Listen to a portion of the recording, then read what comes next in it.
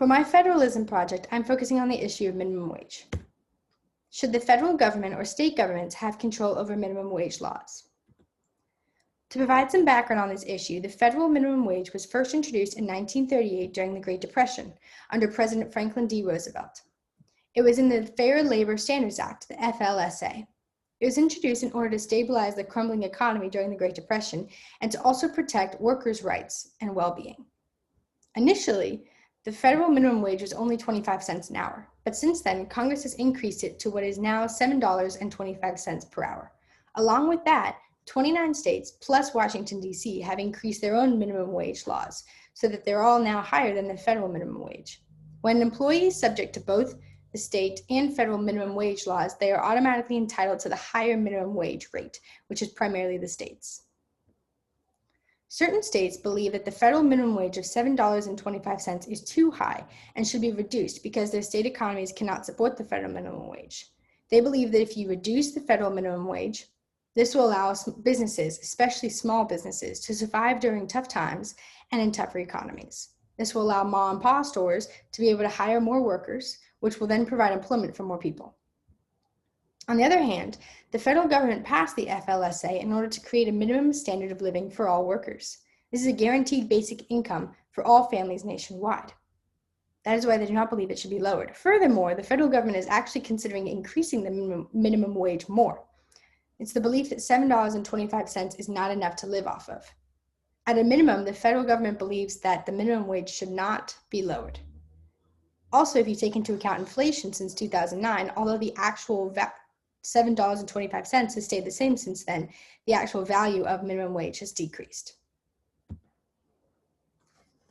There's clearly clashing between the two opinions, primarily because the states focus on small businesses and their economies, but often leave behind the low-wage workers. The federal government protects the income of low-wage workers, but may lose sight of the more struggling states and small business owners. Both have important points, but are very different. My thesis is that the federal government should have the power over the minimum wage laws because it represents the rights of low-pay workers that are often forgotten in our capitalist society. A Supreme Court case that is relevant to this issue is the United States versus Darby. This issue is primarily due to a Darby Lumber Company and an issue with interstate commerce. The Supreme Court of the United States unanimously voted in favor of the federal government regulating and defining working conditions. The court found that the power of Congress over interstate commerce extends to activities intrastate that affect interstate commerce, which includes minimum wage laws and overtime pay regulations and more. The court upheld the FLSA and believed that it was constitutional. Instances where the Constitution comes into play for minimum wage is in Article 1, Section 8, is the Commerce Clause. Congress enacted the FLSA under the Commerce Clause, and the recent Supreme Court, U.S. versus Darby that we just talked about, enforced this idea that the FLSA is constitutional and is under the Commerce Clause, which is an express power.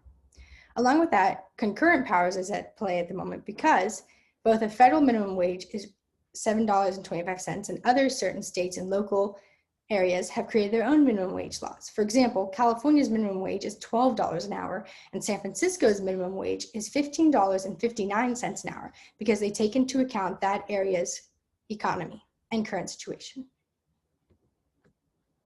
If the federal government had power, in fact, the majority of Americans want to increase the minimum wage. So for the most part, if the federal government had power over the minimum wage, most Americans would actually be happy about that. Research presented in the American Journal of Political Science concluded that in every state in the Union, the minimum wage is well below what the state's residents want and prefer. In August 2016, in a Pew Research Center survey found that 58% of Americans supported doubling the federal minimum wage from $7.25 an hour to $15.25 an hour. Along with that, low-wage workers would at least ensure this basic level of income.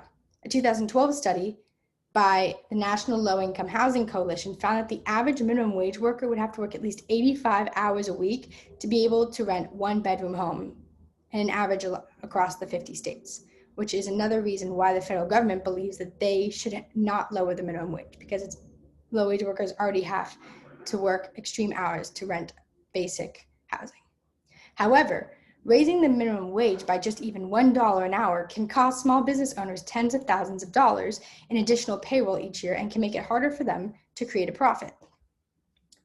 According to the Congressional Budget Office, increasing the minimum wage to $10.10 would reduce the total employment by about 500,000 workers, or 0.3% of workers. Though it is important to recognize that the range of reduction in employment is uncertain because it could be from very little up to 1 million workers, it is clear that there would be a loss of employment at some level if the minimum wage were to increase. If the states had power, the states can decide the minimum wage that is best for their own state and be able to avoid an increase in federal minimum wage, which would threaten smaller businesses. However, in reality, increasing the minimum wage is not as frowned upon by small businesses as you may think. A national poll of small business owners found that 60% of small business owners support increasing the federal minimum wage to $12 at this moment and indexing it to inflation. In fact, increasing the minimum wage can even benefit small business owners. Many studies, including one from Georgetown University, found that the employee morale and work ethic increases when employees feel like they're being paid a fair wage.